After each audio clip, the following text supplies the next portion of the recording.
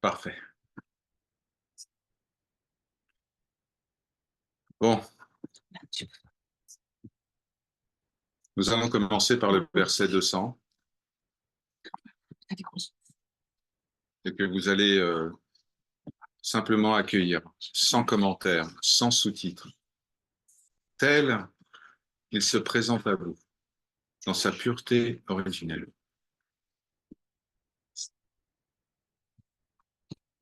On dit généralement que celui qui donne la connaissance est Shiva et que celui qui donne la dévotion est Krishna. Mais puisque la connaissance et la dévotion ne sont qu'un, on peut donc dire que Shiva et Krishna ne sont pas deux, mais un.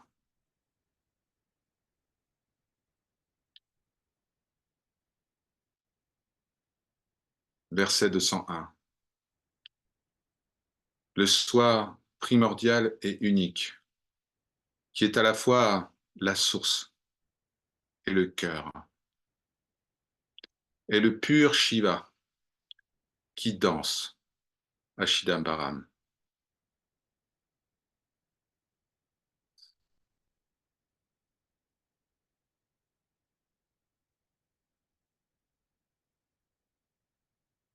Verset 202. La félicité éternelle, après laquelle l'esprit cessera d'errer vers l'extérieur. Eh bien, cette félicité éternelle a un nom. Ce nom est Shiva. Il est le cœur qui donne l'expérience toujours fraîche de la pure connaissance de l'être.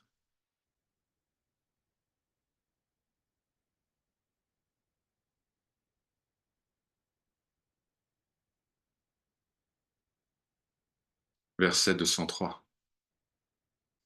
Les esprits des disciples qui sont mûrs sont comme les gopikas, les bergères qui ont été charmées par le son de la flûte du divin Krishna. Sachez que le cœur qui enlève l'orgueil de l'ego, tout comme la flamme détruit le papillon de nuit, eh bien ce cœur est le bien-aimé des âmes. Son nom est Shri Krishna.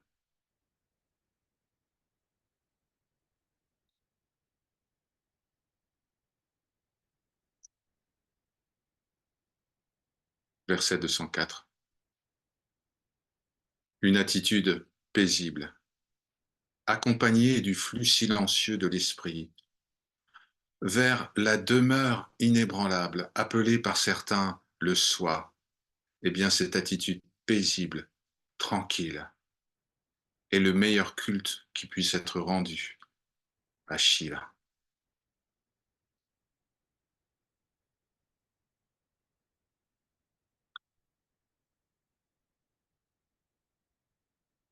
Verset 205. Le sage Markandeya, qui devait mourir à 16 ans, a survécu à la mort en conquérant même les enfers.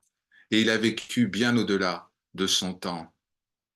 Sachez donc que la mort peut être vaincue en adorant Shiva, le tueur de toute mort.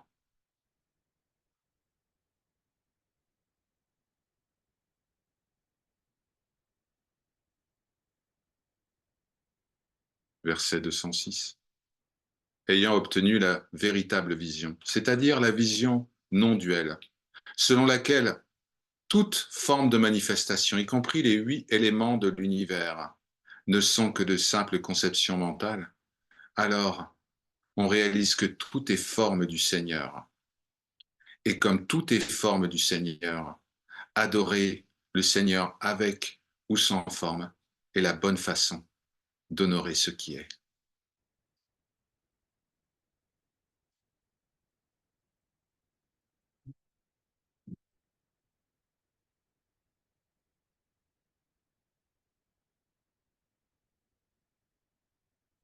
Quelle est la signification du geste Namaskar?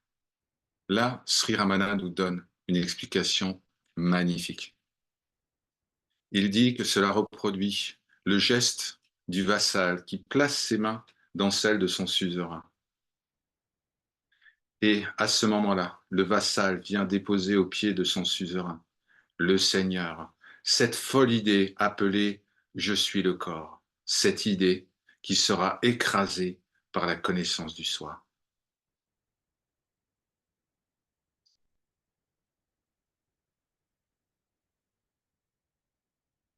Verset 208. Certains d'entre vous ridiculisent l'adoration des idoles. Mais comment cela se fait-il que vous adoriez quotidiennement votre propre corps? N'êtes-vous pas le plus grand des idolâtres?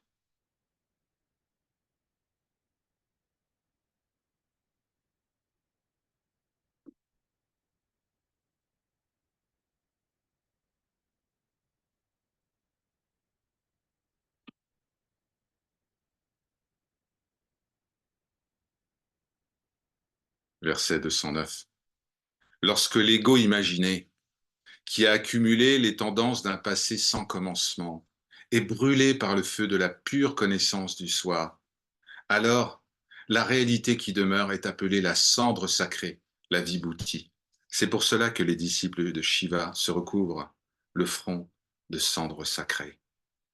Cela, vous devriez le savoir.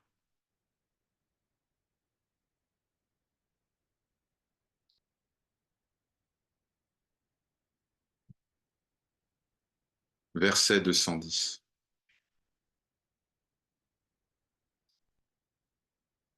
Le Seigneur suprême prend la forme du Maître. Il allume le feu de la connaissance à travers son discours. Il proclame sans parole la syllabe unique, Om, et c'est ainsi qu'il brûle l'ego dans le cœur pur de son disciple.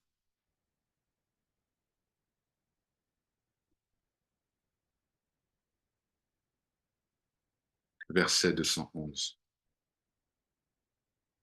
Ceux qui portent sur leur front la cendre sacrée, symbole de ce qui demeure après que l'illusion a été consumée, sont sans égal dans le monde. Une telle cendre sacrée est la réalité, est la richesse divine éternelle. Elle est pure connaissance, libre de toute pensée duelle.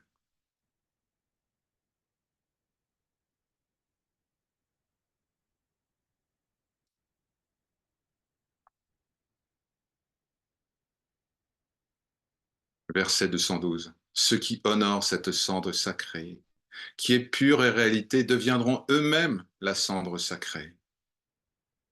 Par conséquent, après avoir détruit la croyance en l'ego, demeurez cette cendre sacrée, qui n'est autre que le soi.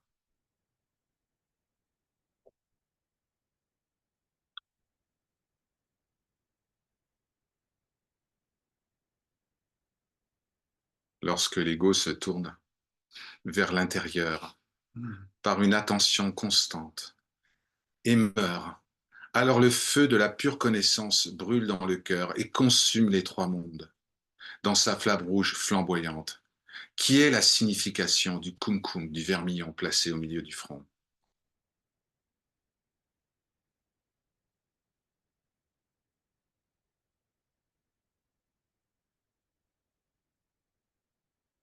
Rien n'est impossible au pouvoir du soi, qui est le pouvoir de la grâce, de la toute-puissance. Certaines personnes disent, ce n'est possible que grâce au pouvoir d'un tel ou d'une telle. Sache que il n'y a que la puissance qui connaît le chemin. C'était le verset 215. Verset 216. Ceux qui disent que le pouvoir et la paix sont différents ne les connaissent pas bien. Ce qui prévaut intérieurement sous la forme de la paix s'exprime extérieurement sous la forme du pouvoir. Om Namah Shivaya.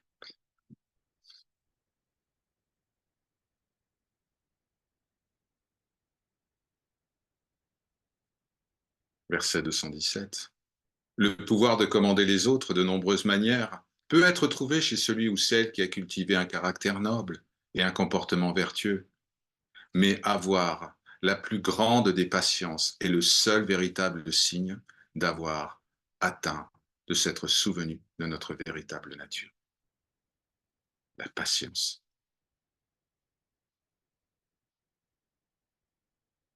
La résilience. Titiksha, sanskrit.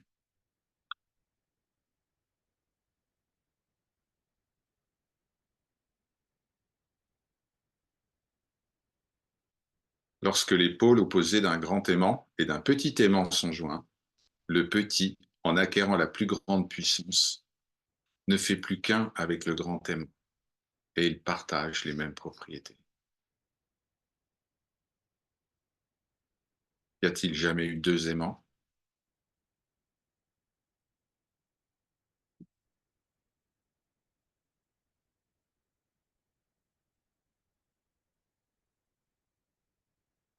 Verset 219. Mendiez avidement des petits pouvoirs spirituels auprès du Seigneur, qui est prêt à tout vous donner. C'est comme mendier de la bouillie rassis auprès d'un mécène milliardaire qui aurait le cœur de vous donner tout ce qui est demandé.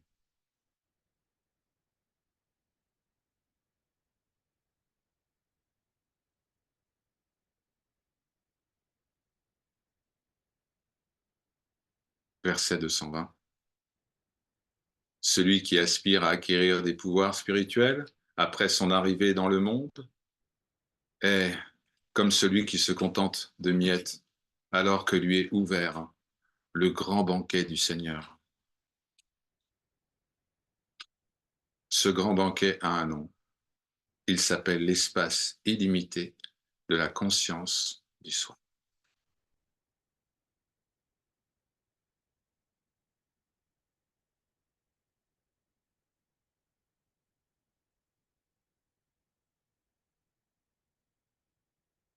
Hari Om Tat Sat. Ceci est parole de vérité. Om Namo Bhagavate Shri Shivanatara Jaya. Je me prosterne devant le Seigneur manifesté sous la forme du divin danseur de Shidambaram. Om Namo Bhagavate Shri Shivaldanashwara. Je me prosterne devant le Seigneur manifesté sous la forme du divin androgyne. Om Namo Bhagavate Shri Shivadakshinamurtiya. Je me prosterne devant le Seigneur manifesté sous la forme du gourou silencieux. Om Namo Bhagavate Shri Shiva Arunachala Ramanaya. Je me prosterne devant le Seigneur manifesté sous la forme de la sainte montagne Arunachala, la bien-aimée.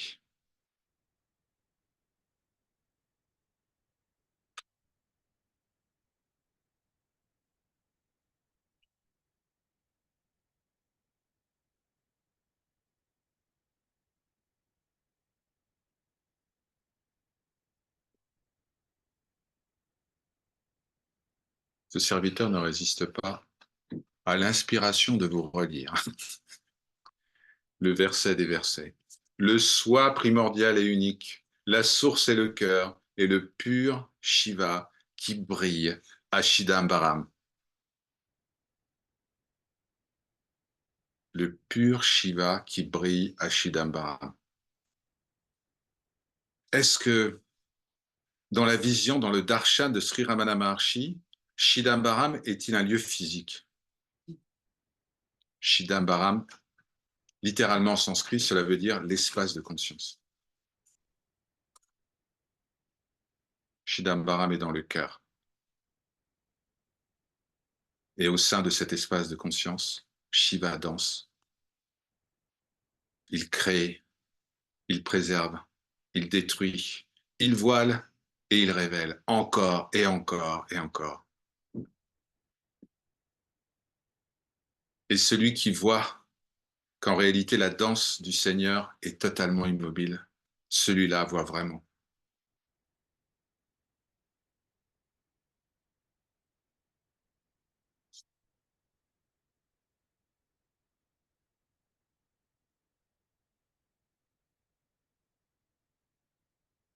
Il y a deux passages dans le Guru Vachaka Kavai, dans la collection des paroles du Gourou, où Sri Ramana parle de Chidambaram. Il y a un autre passage qui est dans quelques semaines, qui est très émouvant, parce que Sri Ramana nous parle de l'émotion qu'il ressent.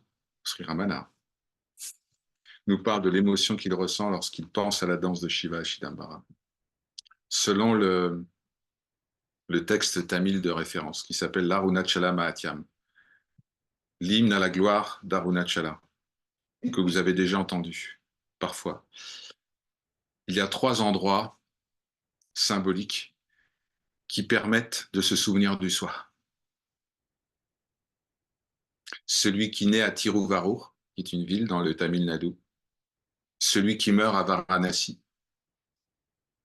et celui qui voit la danse de Shiva à Chidambaram. Et bien sûr, ceux qui voient en Arunachala le symbole absolu de la pure jnana, de la pure connaissance, il suffit de penser à Arunachala. Simplement de penser à Arunachala, de visualiser Arunachala dans le cœur. 4 endroits. 3 plus simples.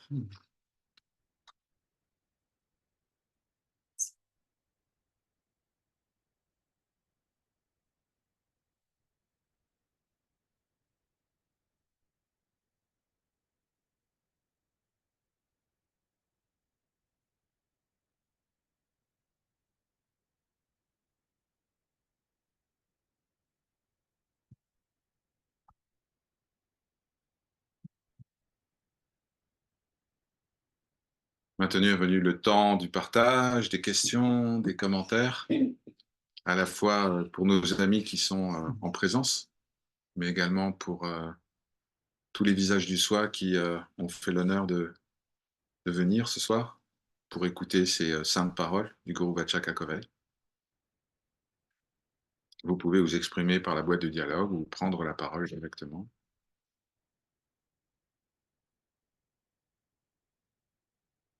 Elle vous sera donnée avec plaisir.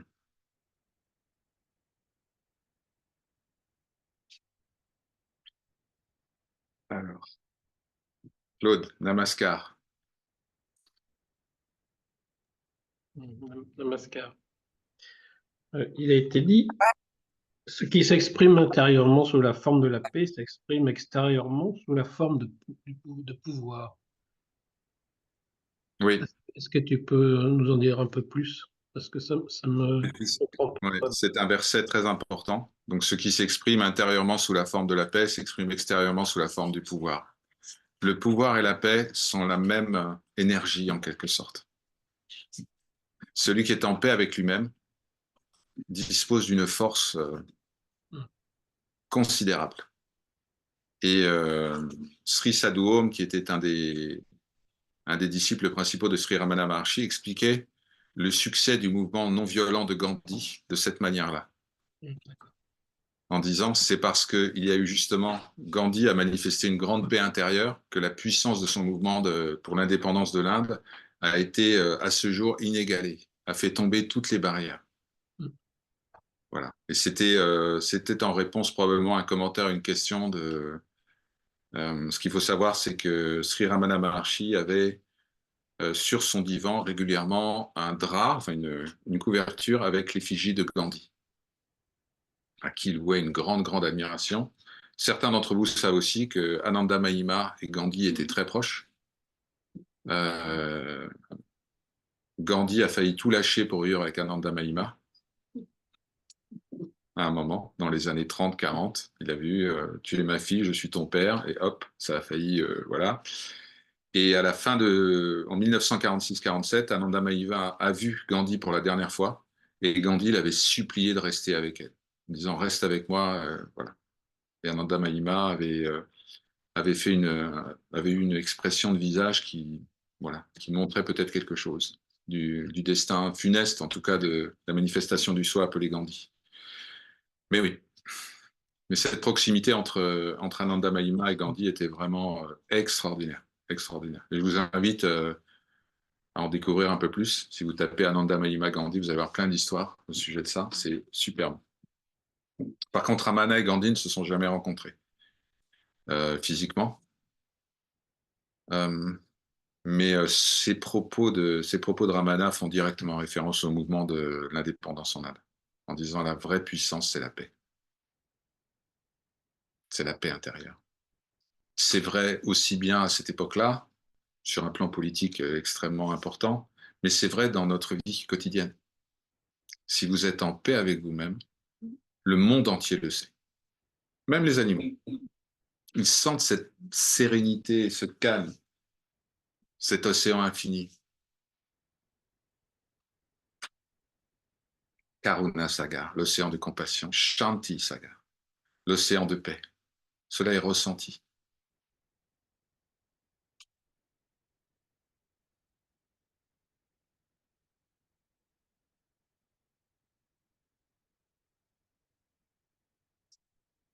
Merci pour ta question, Claude.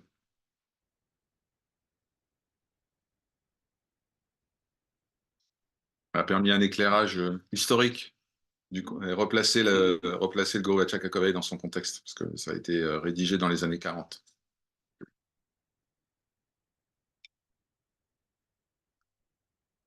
Alors, je vais regarder dans la boîte de dialogue.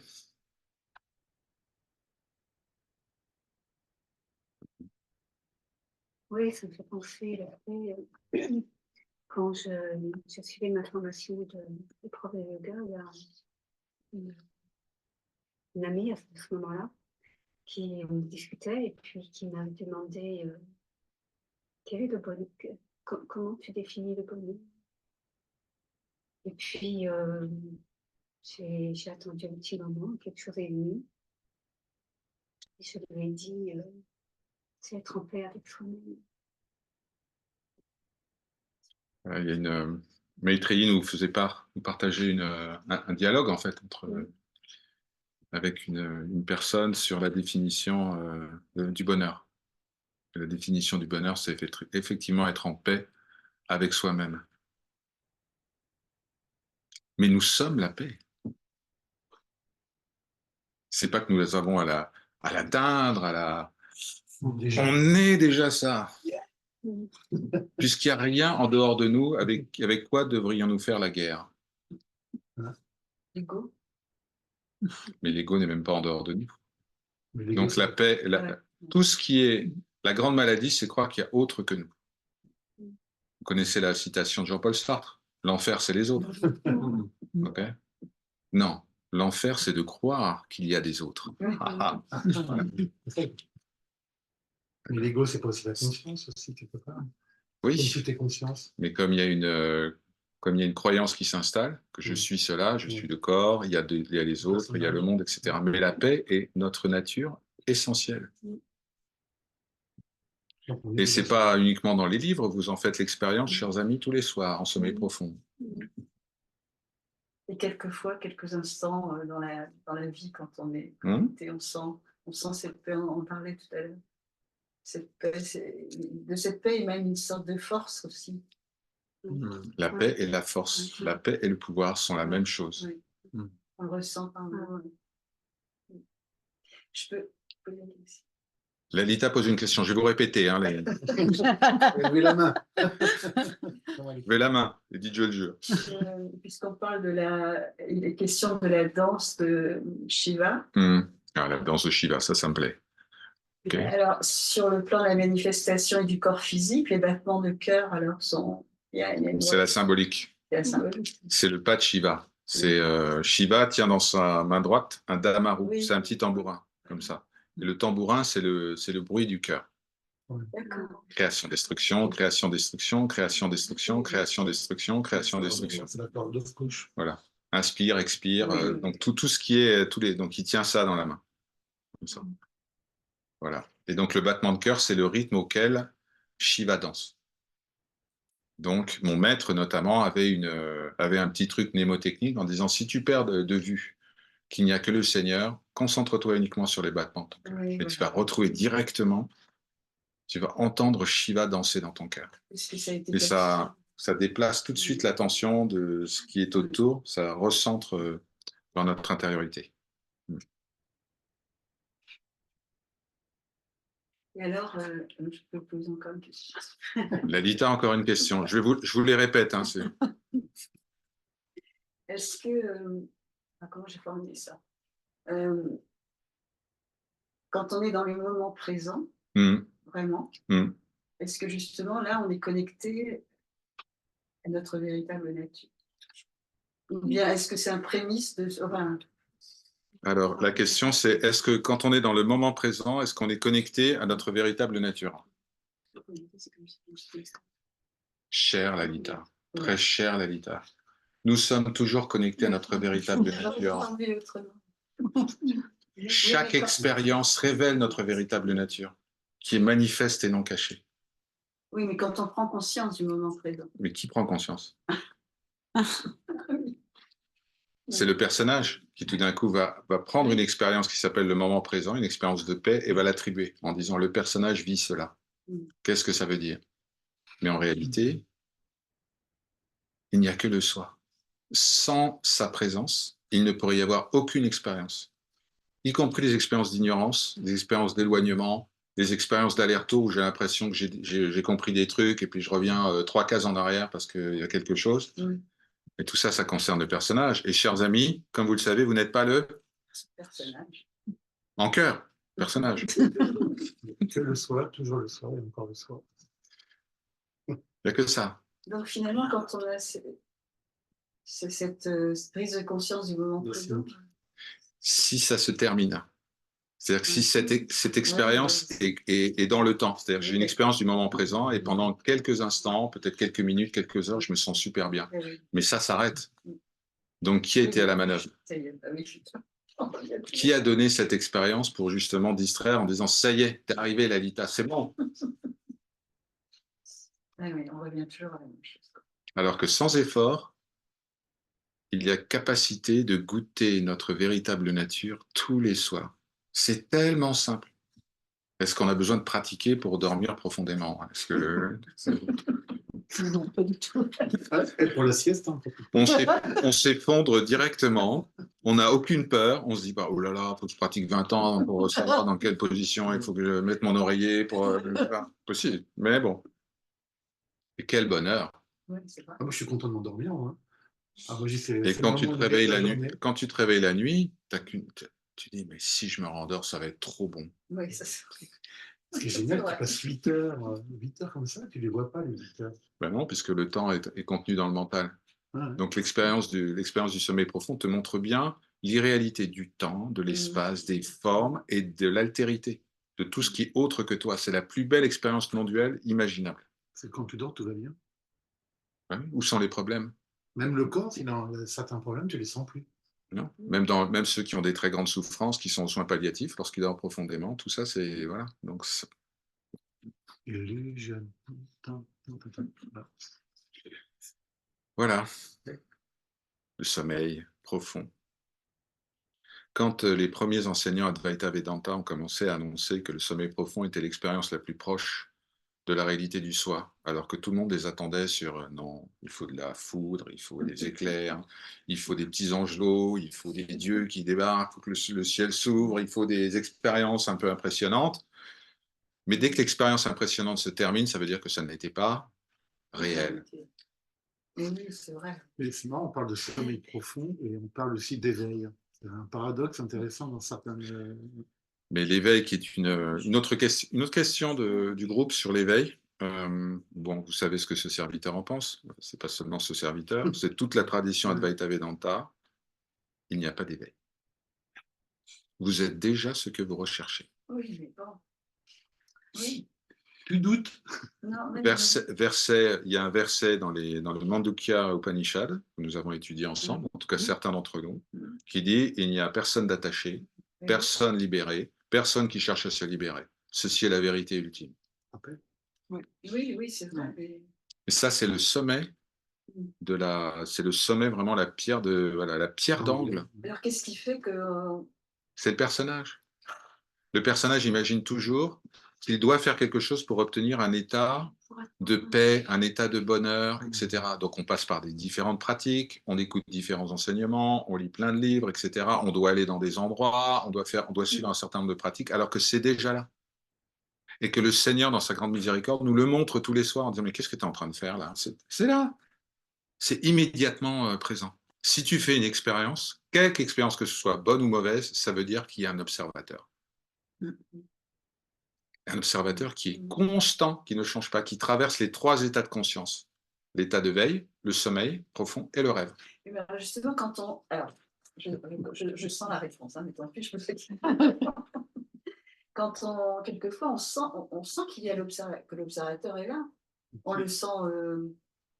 Alors, si l'observateur est observé, il y a encore un personnage qui observe l'observateur. Parce que normalement, quand l'observateur est observé, dissolution du personnage. Fini, ah oui. Il ne peut pas y avoir 2 jeux. Il ne peut pas y avoir un jeu universel, le soi, etc., et un jeu personnel. Ça ne marche pas. Il n'y a qu'un seul jeu, J-E. Et ce jeu-là, il est universel. Il n'y a pas de jeu personnel. Parce que si le jeu universel est illimité, infini, il ne peut rien avoir à côté de lui.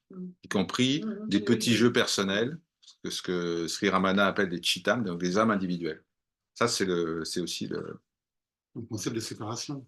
C'est ce qu'on appelle, c'est une forme de dualisme très élevée où on dit, voilà, il y a les étincelles divines qui doivent retourner à l'unité, qui doivent fusionner, etc. Mais c'est fait, c'est déjà là. On n'est que des vagues de l'océan, mais on a l'océan. C'est déjà là. C'est la belle nouvelle de l'Advaita Vedanta. Qu'est-ce qu'il y a à faire? Pour l'instant, c'est toujours compris intellectuellement, j'ai l'impression. Oui. Le personnage a l'impression. Parce que le personnage met en place, le mental met en place des conditions d'accession à cette connaissance, en disant non, il doit y avoir un autre truc, il doit y avoir un autre livre, il doit y avoir un autre enseignement, il doit y avoir un autre endroit, il doit y avoir quelque chose qui va me permettre enfin de comprendre ça. Mais il n'y a rien puisque c'est déjà fait. C'est déjà là. Et ça, c'est compris. Pourtant, c'est si c'est véritablement compris, alors il n'y a plus de questions. C'est pas véritablement compris. C'est entendu. C'est-à-dire que le mental dit tiens, c'est une théorie intéressante, on va étudier, on va creuser un peu le sujet. Mais quand c'est compris avec le cœur, vraiment, tous les doutes tombent, toutes les peurs tombent, toutes les questions tombent. Donc ça veut dire qu'il y a encore un doute. Bien sûr. S'il n'y a pas de doute, si vous êtes absolument persuadé que vous êtes Lalita sans aucun doute, vous n'allez pas vous questionner tout le temps en disant est-ce que je suis vraiment Lalita ou pas? Non, c'est fini. Le doute a disparu. C'est le doute. C'est le doute. Ouais. Le doute vient du mental. Il ne faut pas douter de ses doutes.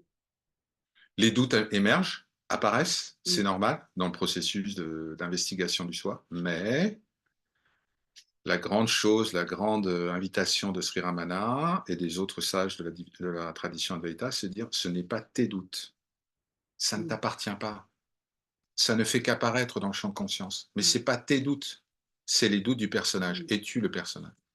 Donc laisse de côté tous les doutes, toutes les peurs, etc. Mais on dirait qu'il y a des gradations. Même pas. Non. Ah bon. Je croyais. Ça fait penser à ce que disait le Christ. Mon père et moi ne faisons qu'un. Donc on est qu'un du. Et ce que disait Ma aussi. Le Christ a dit, très belle phrase, qui est un peu macabre, hein, les amis, mais bon. Il a dit, laisse les morts enterrer les morts et toi, tue-moi. Qu'est-ce que c'est les morts? C'est tous les concepts. C'est tout ce qui nous retient, ce qui nous empêche de nous connecter à la vie éternelle que nous sommes. Laisse les morts enterrer les morts. Quelle belle phrase. Et toi, suis-moi. Voilà. Et quand il dit qu'ils ont reçu le Saint-Esprit des disciples, c'est un peu comme s'ils avaient eu entre guillemets, ce rappel du soi. Non, les disciples sont très tristes. Oui. Quand Jésus disparaît, etc., ils sont réunis.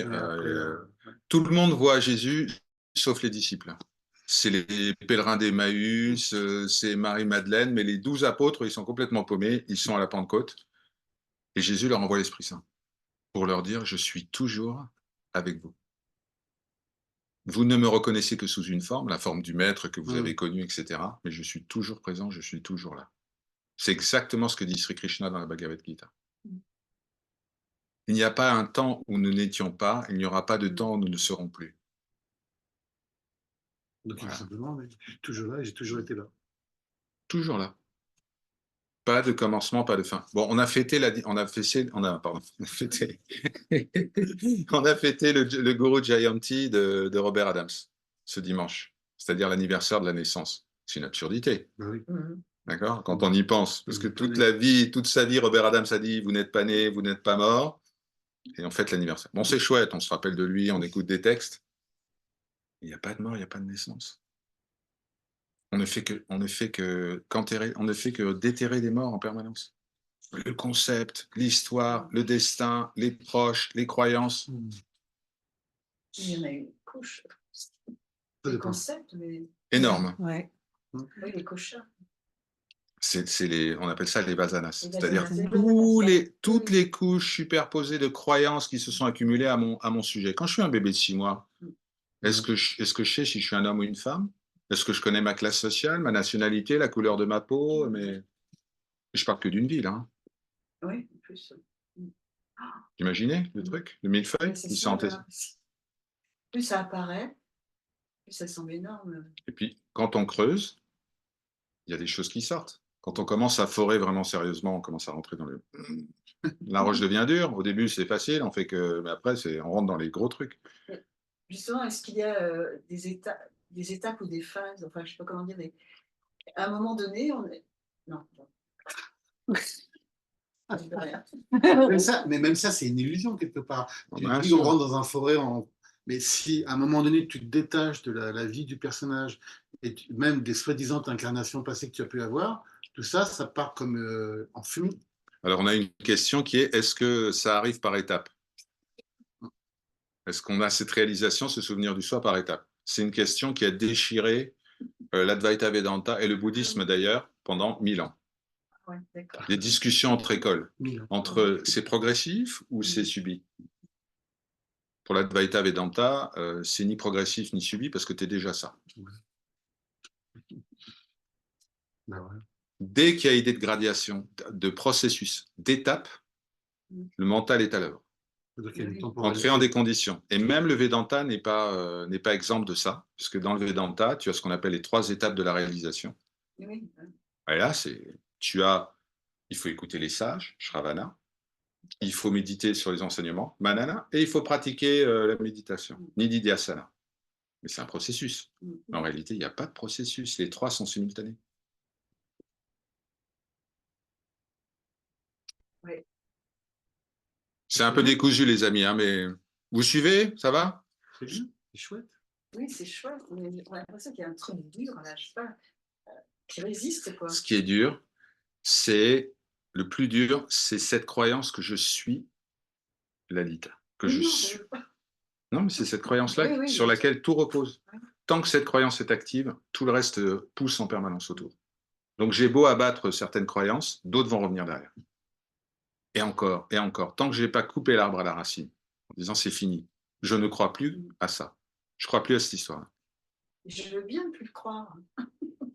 Fais comme Alexandre, tranche le gordien. T'es arrivé, toi, à couper Parfois. Oui, mais si c'est parfois, c'est pas tout le temps, donc c'est pareil. C'est ce que Georgie vient de répéter. C'est comme ça. C'est comme ça, et ça se produit, il y a des ouvertures.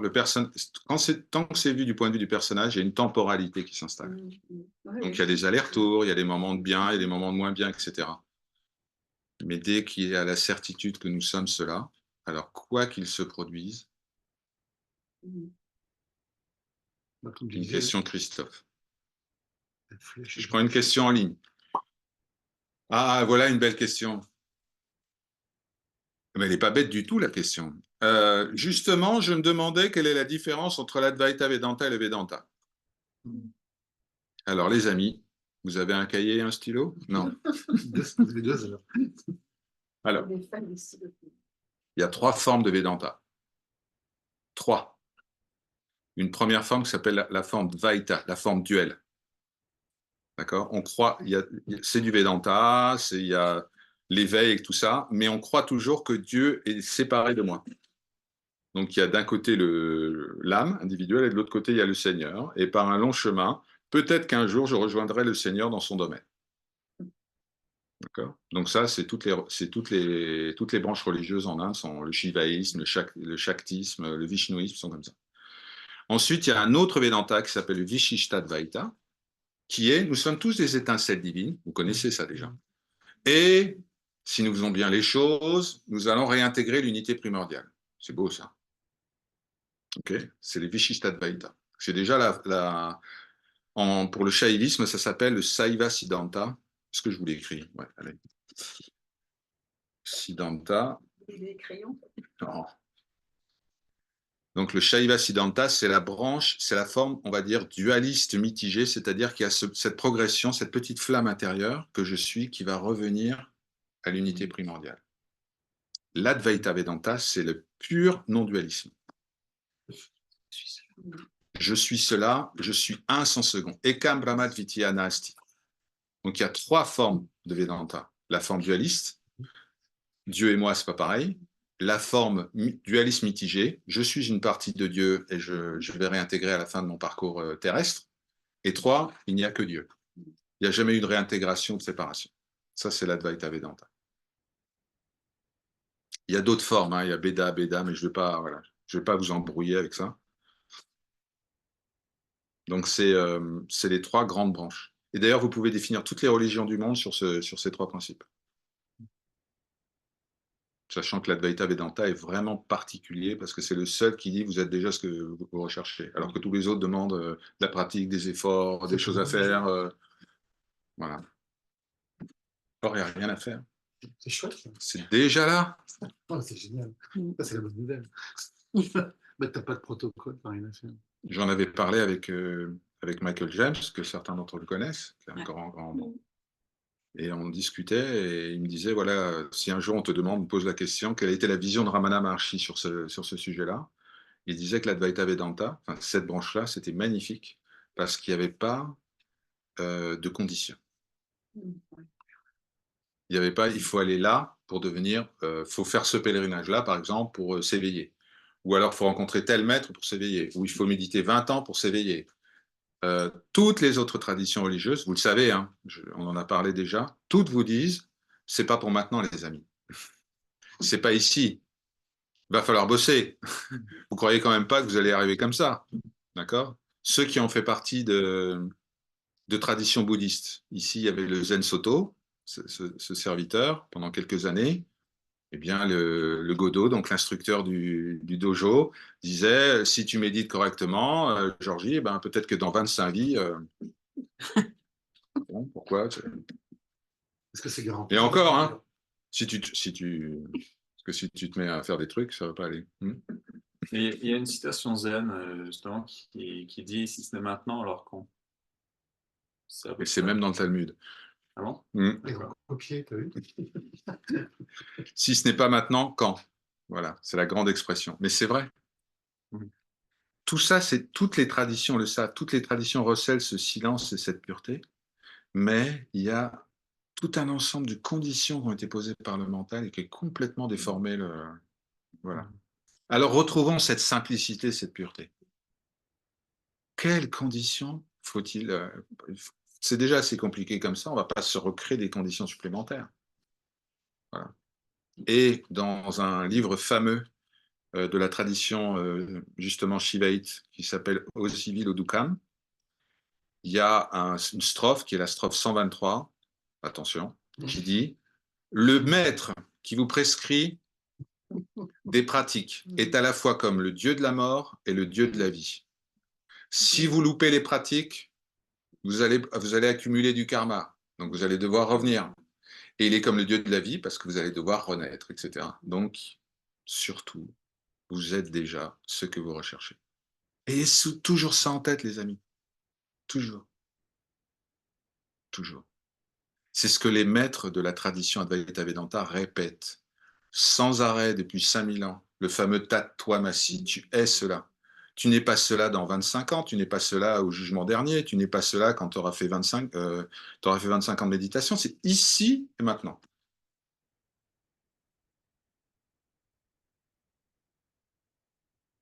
Quel soulagement. Quelle détente.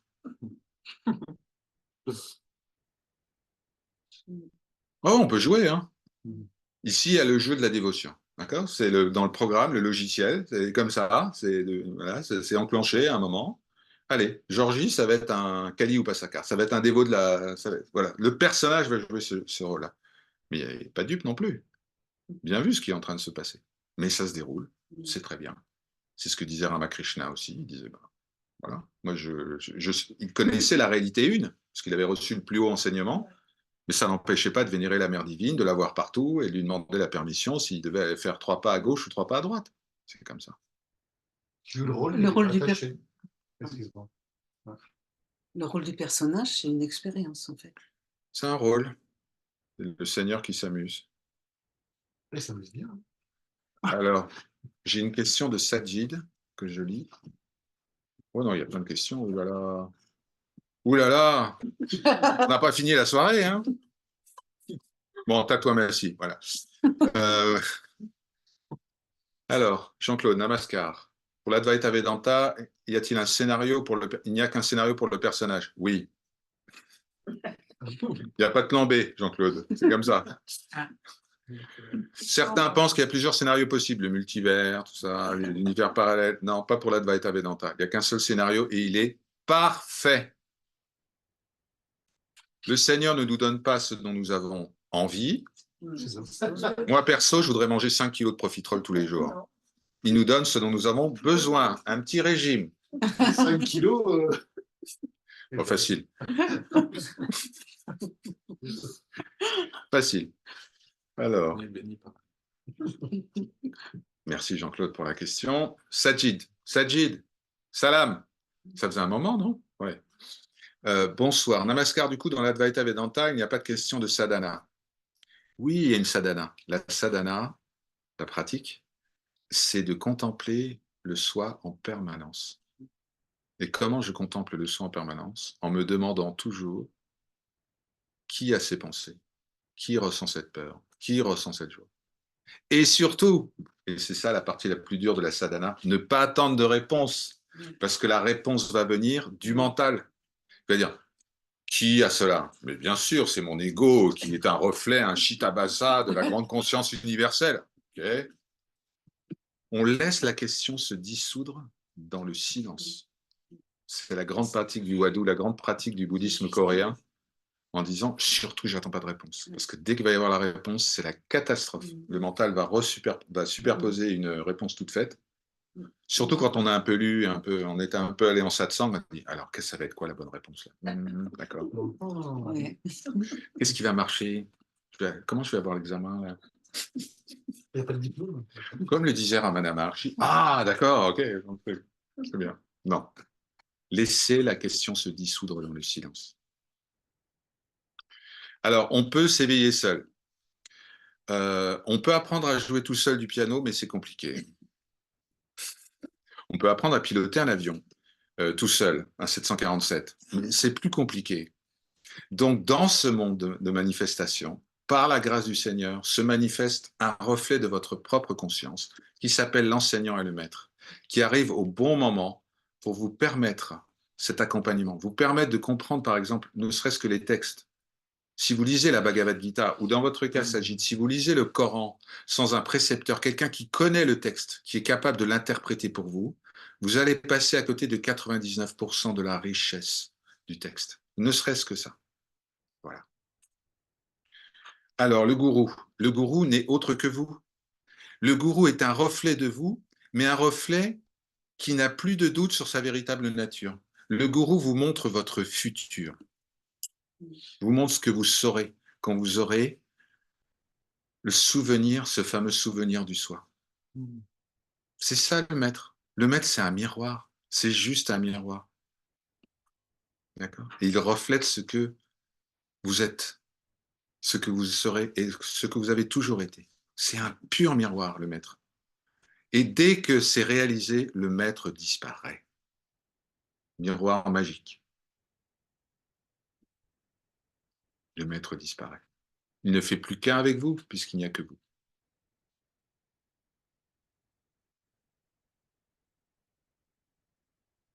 Alors, Jean-Claude, qu'est-ce qu'on appelle le karma court? Alors, il y a 3 types de karma, Jean-Claude. Le premier karma, c'est ce qu'on appelle le karma prarabdha. Le karma prarabdha, c'est celui qui doit être consommé dans cette existence. D'accord. Donc, c'est une petite partie de votre karma que vous allez expérimenter dans cette existence. Donc, qu'il y ait éveil, enfin, qu'il y ait souvenir du soi ou pas, ce karma-là, vous allez l'expérimenter. Donc, les maladies, la joie, la souffrance, tout ça, ce sera expérimenté. Ensuite, vous avez ce qu'on appelle le karma total. C'est-à-dire la somme totale de tous les karmas bons et mauvais que vous avez accumulés au cours de vos milliers de milliards d'existences. Imaginez la boule de neige, le truc. Et enfin, vous avez le karma agami, celui que vous êtes en train de produire et qui va générer des existences futures. Bon. Selon les sages de la tradition Advaita Vedanta, lorsqu'il y a souvenir du soi, le karma total est détruit parce qu'il n'y a plus de personnage. Donc le lien avec le karma disparaît. Le karma prarabdha, par contre, continue à se manifester, mais ce n'est que du point de vue de l'ego. C'est pas réel, mais le film continue à tourner jusqu'à son terme. Et le karma agami n'a plus aucune importance. C'est-à-dire le karma qui se génère maintenant, parce qu'il n'y a plus personne qui est responsable des actions et de leurs fruits. Voilà. Donc, éveillons. Souvenir du sauveur. Alors, je regarde encore s'il y a d'autres questions.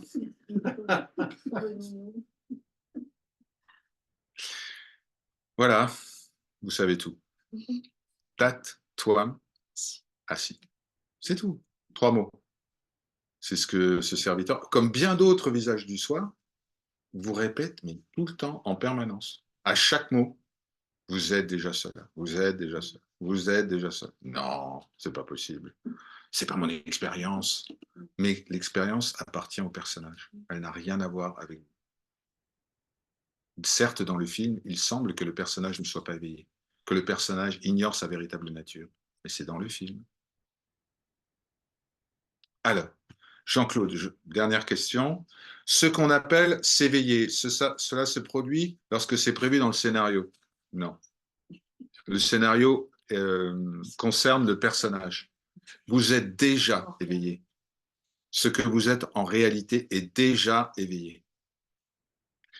Ce que vous êtes est immuable, ne passe pas d'un statut d'ignorance à un statut d'éveil, un statut d'attachement à un statut de réalisation. Vous êtes déjà ce que vous êtes. Quand on dit vie éternelle, nature immuable, ça veut bien dire ce que ça veut dire. Ça veut dire qu'il n'y a aucun changement. Dès que ça va changer, on est dans le domaine du personnage. Dès qu'on passe d'une condition, d'un état à un autre, on est dans le domaine du samsara et du karma, dans le domaine du temps, dans le domaine de la causalité. Ça ne vous concerne en rien. Et quand je dis cela ne vous concerne en rien, je ne m'adresse pas au personnage. Je m'adresse au soi que vous êtes et qui fait semblant de ne pas se rappeler de sa véritable nature. Qui fait semblant. Bien sûr. On fait semblant, on joue, et puis c'est un jeu, c'est le lilas ce qu'on appelle le lilas du Seigneur. Seulement, après un petit moment, on est fatigué. Qu'est-ce qui se passe? On dort profondément et on retrouve sa nature non duelle. Et puis on recommence à jouer le lendemain, etc., etc. Mais c'est un jeu. C'est un jeu. Oui, le lendemain, on recommence. La parenthèse enchantée dès le réveil. J'ai l'impression que l'ego saute dessus dès que j'ouvre les yeux. Quoi. Bien sûr. Mais vous le voyez. Oui. Et ça, c'est déjà une grande victoire. Parce que 99,9% de la population ne se rend même pas compte qu'il y a l'identification est immédiate dès la première seconde d'éveil. Ça m'agace. Mais avec un peu d'exercice, avec un peu d'attention, on s'aperçoit de l'arrivée des pensées. Quand on se réveille comme ça, on voit tout d'un coup les pensées qui se placent, comme ça, boum, et qui commencent à occuper le champ de conscience. Puis après, on s'identifie plus ou moins. Mais le simple fait de voir ça, c'est une immense victoire. Ça veut dire que c'est pas vous. Si vous pouvez l'observer, c'est pas vous. Si vous pouvez observer votre corps, c'est pas vous. Si vous pouvez observer vos pensées, c'est pas vous, etc. Donc c'est une victoire. C'est une grande victoire. Ça suffit, en fait. Mais c'est agaçant. Hein, dès qu'il y a la prise de distance qui est effective, ne serait-ce que 5 secondes dans la journée, c'est fini. Le mental a perdu. Après, il va tenter de recouvrir en vous distrayant, en vous envoyant des... Mais c'est fini. C'est gagné. Oui, d'ailleurs, il recouvre tout de suite avec des angoisses. ou des douleurs. Des angoisses. Je vous ai raconté, non, mais lumbago à répétition, quand j'ai rencontré Raja, je n'ai jamais eu mal au dos, rien, quoi que ce soit, et tout d'un coup, il commence à me dire, tu es cela. Oh là là, ça fait mal. La puissance du gros. Là, c'était là. Tu es cela. Je ne pouvais plus marcher. Qu'est-ce qui se passe? Peut-être que certains d'entre vous ont fait cette expérience. Oui. Du surgissement incompréhensible de douleurs physiques, Oui. alors que tout était sous contrôle, le cobra de l'ignorance. Vous gardez bien attaché, bien enroulé autour de vous. Tout d'un coup, vous commencez à faire mine de bouger. Et là, il dit, attends, tu vas voir, toi. Et donc, une série de douleurs incompréhensibles, morales ou physiques, se présentent. Ben, voyons. En fait, c'est les deux. Le matin, c'est le dos aussi. Hein. Oh, voilà, non, mais demain matin, quand vous allez me parler. Voilà. C'est vrai. Hein. Donc, les amis, quand ça fait mal, quand vous avez des douleurs comme ça, après, c'est bon signe. Ça veut dire que le cobra est en train de... J'ai de la chambre ici, marche comme ça. Ça veut dire qu'il se passe quelque chose. Parce que s'il ne se passe rien, vous venez satsang après satsang, et qu'il n'y a absolument aucune réaction, c'est électroencéphalogramme plat. Il ne se passe rien, aucune réaction, ça veut dire que le mental est là en disant, vas-y, viens en satsang. Tout va très bien. Viens en satsang. Oui. Allez, c'est bon. Oui. Elisa. Oui, bonsoir. C'est aussi quand il y a des cauchemars, par exemple dimanche, là où j'ai passé une journée merveilleuse avec vous tous. Oh, la nuit suivante, mais les cauchemars, épouvantables. Alors je me dis, mais qu'est-ce que j'ai encore fait? Qu'est-ce qui se passe? Mais là, c'est bon, ça me rassure. Il est certain que quand ça commence à travailler vraiment, c'est comme le sport, hein, si vous faites de l'entraînement, etc., bah, vous allez avoir des courbatures. Là, c'est pareil. Et le cauchemar qui arrive juste derrière un bon moment en satsang, c'est un grand classique. C'est le mental qui a peur et qui commence à dire, bon, feu d'artifice, je vais y aller, là, je vais l'effrayer, ça va être un truc monstrueux. Et donc, plein d'angoisses qui vont sortir, les vieux dossiers bien poussiéreux, les trucs, mon enfance, mes trucs, voilà, mes relations avec les autres, qu'est-ce qui va se passer financièrement. Oui, tout ça. Tout sort. Le mental dit, bon, alors qu'est-ce qui va lui faire peur, là? Voyons voir. Puis il connaît bien son sujet. Hein. Il est là, il appuie là son clavier comme ça. Alors, peur numéro 1, les finances. Clac, peur numéro 2, la santé. Clac, peur numéro 3, la solitude. Peur numéro 4, la réputation. Et tit. Les autres. Il faut observer le jeu du mental. C'est marrant. Je vous assure, quand vous prenez un peu de distance, vous vous marrez. Vous voyez tout ce que le mental est capable de faire pour nous distraire de notre véritable nature, c'est un festival, c'est le cirque. Il faut lui couper les vivres. Hein. C'est vraiment le cirque. C'est le cirque. Il s'amuse. Il est là, il dit, bon, qu'est-ce que je vais pouvoir inventer encore pour... Ouais, mais il sait qu'il a perdu, parce qu'à partir du moment qu'il fait ça, c'est un peu un combat d'arrière-garde, quelque part. C'est le baroud d'honneur du mental. Ça. Il est là, il essaie de rattraper... S'accrocher aux branches, ça. Non, tu sais, je ne sais pas si tu as vu Le Seigneur des Anneaux, le premier volet, la communauté de l'anneau. Il y a Gandalf qui se bat contre le dragon, un espèce de... Le Balrog. Et le Balrog le chope au dernier moment avec le fouet. C'est jamais fini. Hein. Le mental, il ne faut pas lui laisser de répit. Hein. Vous le laissez prendre. Et puis, un rappel du soi dans la journée. Un rappel du soi dans la journée. Ça peut être aussi, tout d'un coup, quand j'ai un moment où j'ai envie de prier. Qui a envie de prier, Elisa? Oui, c'est moi. Ouais, d'accord. Okay. Bon, vous savez, je suis à fond pour la dévotion. Hein. Oui. Bhakti, yes you can. C'est très bien. C'est très bien. L'envie de prière est une bonne vasana. C'est quelque chose qui va ouvrir le cœur. Vraiment. Donc, si ça arrive, si vous avez des larmes incontrôlables pour le Seigneur, j'ai posté quelque chose récemment là-dessus, un texte de l'Uddhava Gita. Lorsque vous avez envie de chanter, de danser pour le Seigneur, le mental déteste ça. Mais déteste ça. Donc, qu'est-ce qui va vous sortir? Il va vous dire, t'as pas honte? Les autres, qu'est-ce qu'ils vont penser si tu te mets à chanter Hare Krishna tout seul dans la rue, comme ça? Ou alors, je vous salue Marie. Mais au contraire, provoquez-le mental, vous allez voir. C'est marrant. poussez-le dans ses retranchements en disant non, non, mais là, à l'église, il y a un gospel, je vais aller à côté, puis je vais. Allez-y, allez-y. Vivez votre foi. La foi est un remède absolu mental. Il déteste ça, très sincèrement. D'accord, merci. Donc, dès que ça se manifeste, dès qu'il y a cette inspiration de le faire,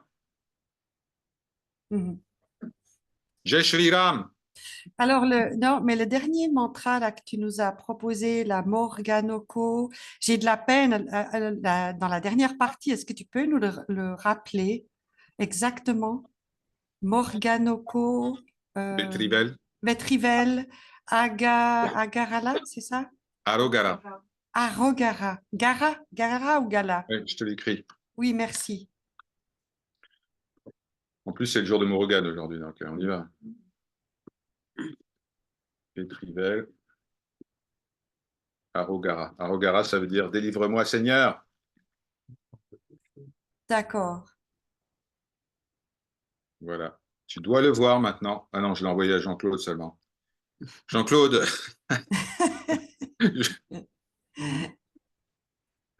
Jean-Claude. Il y en a un qui parle de la prière de Saint-Louis. T'es un privilégié, Jean-Claude, là. T'as reçu le. Attends. Morganoko, Vetrivel, Arogara. Arogara. Arogara. Ah, c'est bon. Moi, j'avais entendu Arogala, mais Gara. OK. C'est tout bon. Alors, merci beaucoup. Hein. Bonne soirée Tu à veux tous. l'entendre? Oui, oui, c'est bon. Non, mais tu veux l'entendre, le Oui, mantra? oui, volontiers. Ah, attends. Ah, Donnez une c'est minute. Muruganuku. Ah ouais. On va partager ça.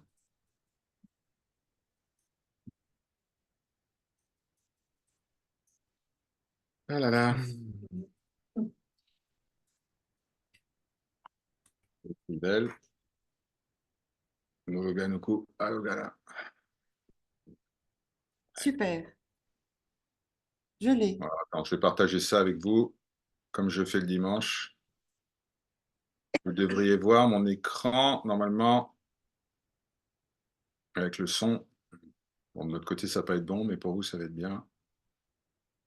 Vetrivel முருகனுக்கு அரஹரோஹரா வீரவேல் முருகனுக்கு அரஹரோஹரா சக்திவேல் முருகனுக்கு அரஹரோஹரா ஞானவேல் முருகனுக்கு அரஹரோஹரா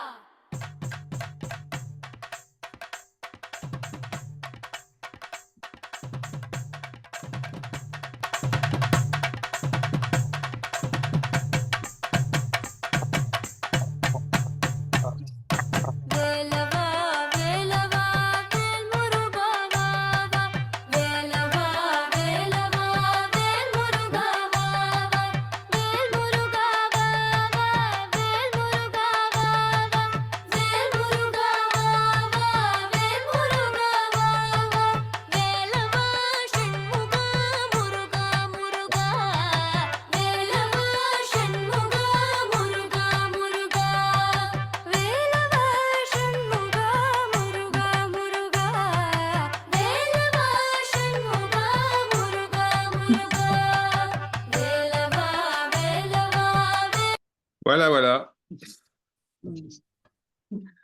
Super. Merci beaucoup. Voilà. Donc, c'est le grand chant de victoire de Murugan. Donc, Murugan, qui est le fils de Shiva et de Parvati, commandant des armées célestes, armée de la lance-velle qui disperse l'ignorance.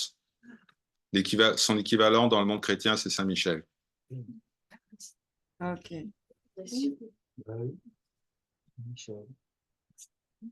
À utiliser. Merci.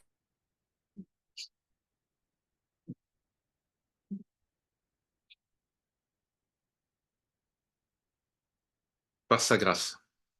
Om. Shanti. Shanti. Shanti. Que le Seigneur vous bénisse, vous guide et vous protège. Kalyanu. Qu'il vous accorde le souvenir de je suis ce que je suis. Tatastu. Ainsi soit-il.